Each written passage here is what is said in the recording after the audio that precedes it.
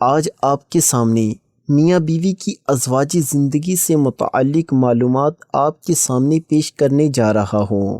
تمام دوستوں سے گزارش ہے کہ اس ویڈیو کو مکمل دیکھیے۔ شروع کرتے ہیں اللہ کے پاک بابرکت نام سے جو دلوں کے حالات سے بخوبی واقف ہے۔ میاں بیوی جنسی لحاظ سے، جسمانی لحاظ سے بالکل صحت مند ہوں۔ ہماری ازواجی زندگی بہت اچھی گزر رہی تھی، لیکن اب کچھ عرصے سے میری اہلیہ بغیر کسی شرعی اور طبی عذر کی وجہ سے مجھے ازواجی تعلق قائم نہیں کرنے دیتی اور کوئی نہ کوئی بہانہ بنا کر مجھے ٹال دیتی ہے۔ تو اب شرعی طور پر میرے لیے کیا حکم ہے؟ جی، اس سلسلے میں شرعی مسئلہ یہ ہے، نکاح کے بعد ازواجی تعلق قائم کرنا یہ مقاصد نکاح میں سے نکاح ہوتا ہی اس لیے ہے کہ مرد عورت حلال طریقے سے اپنی شہوت کو پورا کریں، اور شوہر کی جنسی خواہشات کو پورا کرنا یہ بیوی کے ذمہ لازم ہے۔ اگر کوئی عورت بغیر کسی عذر اور بیماری کے خاوند کو اپنے پاس آنے سے روکتی ہے تو اس کا ایسا کرنا نہ صرف ناجائز ہے بلکہ وہ ایسا کر کے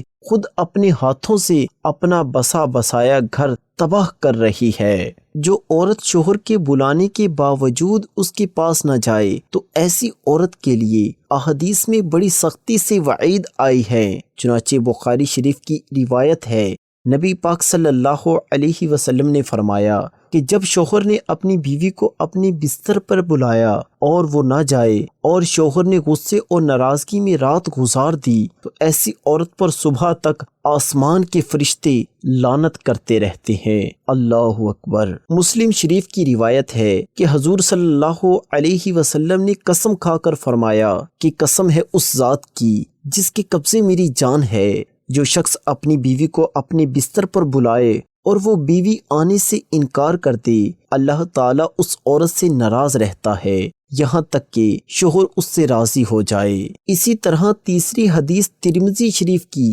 حضور صلی اللہ علیہ وسلم فرماتے ہیں کہ جب کوئی مرد اپنی بیوی کو اپنی حاجت کے لیے بلائے تو وہ ضرور اس کے پاس آئے، اگرچہ وہ تندور پر روٹیاں ہی کیوں نہ بنا رہی ہو، یعنی تمام کاموں پر شوہر کی خواہش کو ترجیح دے۔ باقی اگر بیوی میں شوہر کی جنسی خواہش پوری کرنے کی ہمت نہیں ہے، وہ بیمار ہے اور شوہر ایک سے زیادہ بیویوں کے درمیان عدل و انصاف کے ساتھ مالی جسمانی حقوق ادا کرنے کی طاقت رکھتا ہو تو پھر اس کے لیے ایک اور نکاح کرنے کی اجازت ہوگی تاکہ وہ اپنی جنسی ضروریات حلال طریقے سے پوری کر سکے۔ اللہ پاک ہمیں دین کو سمجھ کے عمل کرنے کی توفیق عطا فرمائے۔ رسول اللہ صلی اللہ علیہ وسلم کے پاس ایک شخص نے آ کر کہا، اللہ کے رسول، میں ہلاک ہو گیا۔ آپ صلی اللہ علیہ وسلم نے پوچھا، تمہیں کس چیز نے ہلاک کیا؟ اس نے عرض کی، میں رمضان میں اپنی بیوی سے صحبت کر بیٹھا۔ آپ نے پوچھا،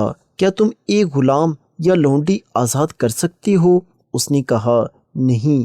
آپ صلی اللہ علیہ وسلم نے پوچھا، کیا مسلسل 2 ماہ کے روزے رکھ سکتے ہو؟ اس نے کہا، نہیں۔ آپ نے پوچھا، کیا 60 مسکینوں کو کھانا کھلا سکتے ہو؟ اس نے کہا، نہیں۔ تو آپ نے فرمایا، بیٹھ جاؤ۔ وہ بیٹھ گیا۔ اتنے میں آپ صلی اللہ علیہ وسلم کی خدمت میں ایک بڑا ٹوکرا لایا گیا جس میں کھجوریں تھی۔ آپ صلی اللہ علیہ وسلم نے فرمایا، اسے لے جاؤ، اسے لے جا کر صدقہ کر دو۔ اس نے عرض کیا، ان دونوں ملے ہوئے علاقوں کے درمیان کی بستی یعنی مدینے میں مجھ سے زیادہ محتاج کوئی نہیں۔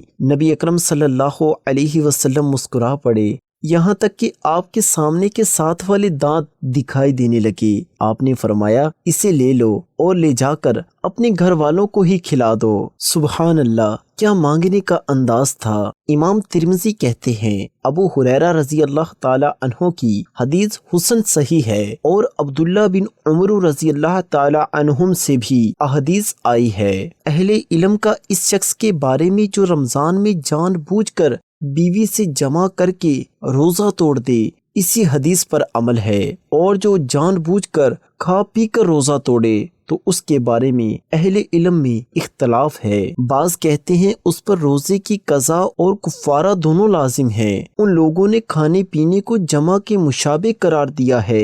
سفیان ثوری، ابن مبارک اور اسحاق بن راہویہ اسی کے قائل ہیں۔ بعض کہتے ہیں اس پر صرف روزے کی قضا لازم ہے، کفارہ نہیں، اس لیے کہ نبی اکرم صلی اللہ علیہ وسلم سے جو کفارہ مذکور ہے وہ جمع سے متعلق ہے، کھانے پینے کے بارے میں آپ سے کفارہ مذکور نہیں ہے۔ ان لوگوں نے کہا ہے کہ کھانا پینا جمع کے مشابہ نہیں ہے، یہ شافعی اور احمد کا قول ہے۔ شافعی کہتے ہیں نبی اکرم صلی اللہ علیہ وسلم کا اس شخص سے جس شخص نے روزہ توڑ دیا اور آپ نے اس پر صدقہ کیا، یہ کہنا کہ اسے لے لو اور لے جا کر اپنے گھر والوں ہی کو کھلا دو، کئی باتوں کا احتمال رکھتا ہے۔ ایک احتمال یہ بھی ہے کہ کفارہ اس شخص پر ہوگا جو اس پر قادر ہو، اور یہ ایسا شخص تھا جسے کفارہ دینے کی قدرت نہیں تھی، تو جب نبی اکرم صلی اللہ علیہ وسلم نے اسے کچھ دیا اور وہ اس کا مالک ہو گیا تو اس آدمی نے عرض کیا اس سے زیادہ اس کا کوئی محتاج نہیں، تو نبی اکرم صلی اللہ علیہ وسلم نے فرمایا اسے لے لو اور جا کر اپنے گھر والوں کو ہی کھلا دو، اس لیے کہ روزانہ کی خوراک سے بچنے کے بعد ہی کفارہ لازم آتا ہے۔ تو جو اس طرح کی صورتحال سے گزر رہا ہو اس کے لیے شافعی نے اس بات کو پسند کیا ہے کہ وہی اسے کھا لے اور کفارہ اس پر فرض رہے گا۔ پیارے دوستوں اور اسلامی بہنوں، رسول اللہ صلی اللہ علیہ وسلم نے فرمایا تمہارے پاس جب کوئی ایسا شخص نکاح کا پیغام لے کر آئے جس کی دینداری اور اخلاق سے تم مطمئن ہو تو اس سے نکاح کر دو، اگر ایسا نہیں کرو گے تو زمین میں فتنہ اور فساد برپا ہوگا۔ لوگوں نے عرض کیا اللہ کے رسول اگر اس میں کچھ ہو؟ آپ نے 3 بار یہی فرمایا جب تمہارے پاس کوئی ایسا شخص آئے جس کی دینداری اور اخلاق سے تم مطمئن ہو تو اس سے نکاح کر دو۔ اللہ پاک سے دعا کرتے ہیں کہ جو میرے بہن بھائی ابھی تک کنوارے ہیں اور ان کی عمر گزر چکی ہے یا گزر رہی ہے کسی مجبوری کی وجہ سے، غربت کی وجہ سے یا کسی اور پریشانی کی وجہ سے، اے اللہ پاک اسباب پیدا فرما اور نیک رشتے عطا فرما۔ کمنٹ سیکشن میں آمین ضرور لکھیے، کیا معلوم کس کی آمین سے کسی کا بھلا ہو جائے اور ہماری دعا قبول ہو جائے۔